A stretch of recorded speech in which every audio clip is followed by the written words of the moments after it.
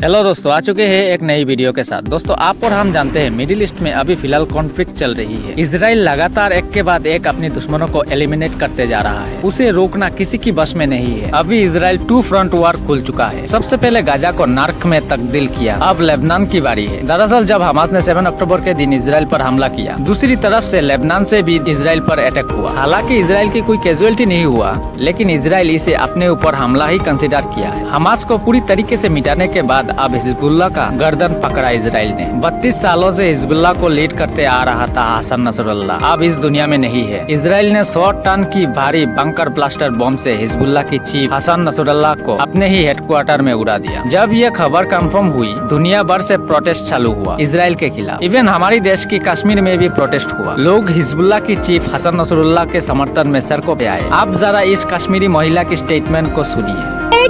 आपने एक Hezbollah chief को मारा है, हर घर से हिजबुल्लाह निकलेगा। I am talking to the Israel, the chief minister of Israel. मैं हर उस इंसान से बात कर रही हूँ जो फलस्तीन के खिलाफ है। मैं लिबनानियंस को हौसला देना चाहूंगी कि वो बिल्कुल भी फिक्र ना करे, क्योंकि हम उनके साथ है। शिया कम्युनिटी उनके साथ है, हम उनका साथ कभी नहीं छोड़ेंगे, कभी भी नहीं। आपको पता नहीं है कि आपने किसको शहीद किया है। अब हर घर से इस्राइल निकलेगा, अब हर घर से लेबनानियन निकलेगा, हर घर से हिजबुल्लाह निकलेगा। हिजबुल्लाह जिंदाबाद। अस्सलाम अऊज़ु बिल्लाहि मिनश शैतानिर रजीम, बिस्मिल्लाहिर रहमानिर रहीम। सलाम अलैकुम। मेरा नाम तमन्ना सैदा है और आज हम इसीलिए जमा हुए यहाँ क्योंकि लेबनान में हिजबुल्लाह के कमांडर सईद हसन नसरुल्लाह शहीद हो गए। असली हम शहादत वादा से नहीं डरते, बल्कि शहादत ही हमारा ईमान है। और जो शहीद होते हैं उनको खुदा से रिज़्क़ मिलती है और वो जिंदा होते हैं।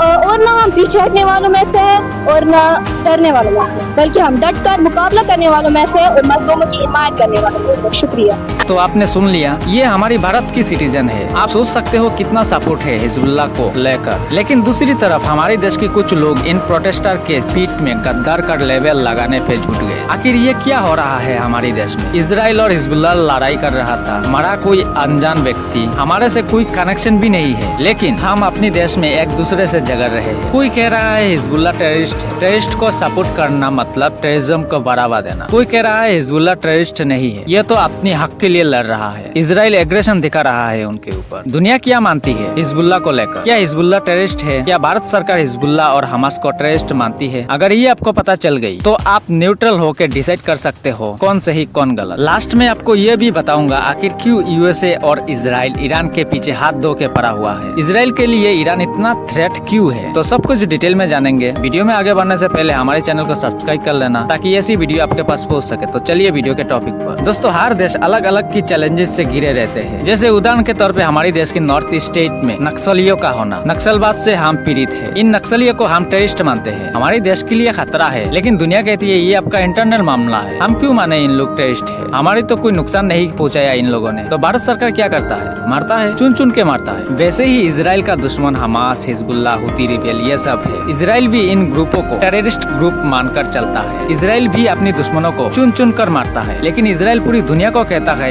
इन ऑर्गेनाइजेशन को टेररिस्ट ऑर्गेनाइजेशन में डालो। हालांकि कुछ कंट्री मानते हैं, कुछ कंट्री नहीं मानते। जैसे अमेरिका की पिछलग्गू देश ही कहता है ये टेररिस्ट ऑर्गेनाइजेशन है, लेकिन भारत सरकार इन ग्रुपों को टेररिस्ट ऑर्गेनाइजेशन कंसीडर नहीं करता। आप ही बताओ क्यों हम करें? हमारे दुश्मनों को तुम टेररिस्ट ऑर्गेनाइजेशन मानने पर इनकार कर देते हो, तो फिर हम क्यों माने? मजेदार बात ये है यूएन भी इन ऑर्गेनाइजेशन को टेररिस्ट ऑर्गेनाइजेशन के लिस्ट में शामिल नहीं किया। भारत तो वैसे ही यूएन को रिस्पेक्ट करता है, यूएन की सुनता है। यूएन भी टेररिस्ट नहीं मानता तो हम कैसे मान ले? अगर यूएन इन ऑर्गेनाइजेशन को टेररिस्ट ऑर्गेनाइजेशन में लिस्ट करता तब बात अलग होता। हम एक बार के लिए सोचते, लेकिन ये जरूरी नहीं है दूसरे देश किसी को टेररिस्ट माने इसका मतलब हमको भी मानना पड़ेगा। हर देश की इंटरेस्ट अलग अलग है। सबसे पहले हमारी खुद की इंटरेस्ट क्या है उसे देखना होगा। ये जियोपॉलिटिक्स है बॉस, समझना और फैसला लेना इतना आसान नहीं है। सब चीज का ध्यान रखना पड़ता है। कश्मीर में जो लोग प्रोटेस्ट कर रहे हैं ये उनकी अभिव्यक्ति की आजादी है, करने दो, क्या दिक्कत है? इस चीज को लेकर कौन देशभक्त है और कौन गद्दार है इसका जिम्मा हम अपने कंधों पे ना उठाए, ये ही बेहतर होगा। जहाँ बात रही ईरान को लेकर, देखो मिडिल ईस्ट में आज नहीं तो कल कुछ बड़ा होने वाला है। ईरान न्यूक्लियर पावर की तरफ बढ़ रहा है और अमेरिका ये बिल्कुल नहीं चाहेगा ईरान न्यूक्लियर पावर बने। हर हाल में ईरान को रोकना चाहेगा। इसलिए ईरान को उस्काया जा रहा है। अमेरिका को बस एक मौका चाहिए। यूएसए को मौका मिलते ही इजराइल की मदद से ईरान को इराक की तरह बर्बाद कर देगा। देखना होगा ईरान कैसे अपने आप को आगे लेकर जाता है। ईरान भारत की दोस्त है, हम ईरान से तेल मंगाते हैं। अगर ईरान को कुछ हुआ तो इसका असर भारत में भी देखने को मिलेगा। इसलिए ईरान हमारे लिए बहुत जरूरी है। तो आई होप आपको इस वीडियो में सब कुछ क्लियर हुआ। वीडियो पसंद आए तो एक लाइक ठोक के जाना। मिलते हैं नेक्स्ट और एक वीडियो के साथ,